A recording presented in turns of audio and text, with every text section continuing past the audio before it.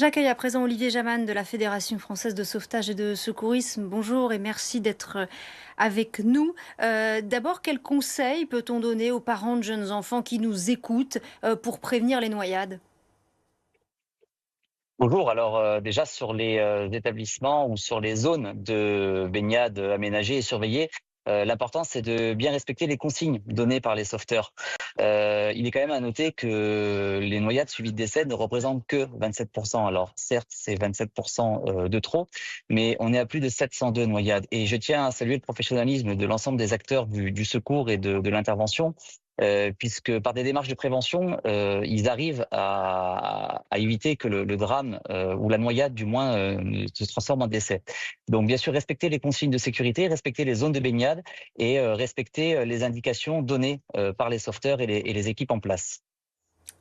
Vous avez raison de préciser que toutes les noyades, heureusement, ne sont pas mortelles. Question pas évidente, mais à quel âge peut-on savoir nager et à quel âge aussi peut-on vraiment estimer qu'un enfant est autonome dans l'eau et peut se baigner seul?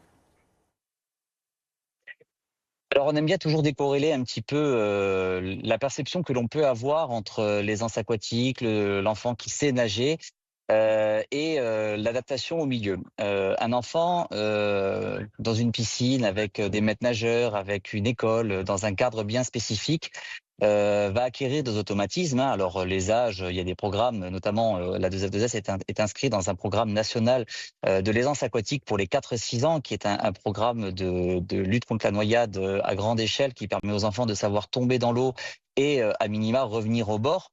Mais il faut également le mettre dans un cadre extérieur. Vous l'avez très bien dit dans votre sujet, la turbidité de l'eau notamment. Et cette turbidité de l'eau fait en sorte que des fois certains enfants prennent plus peur ou ne prennent moins conscience de la profondeur de l'eau, et donc du coup ça rajoute un risque de noyade.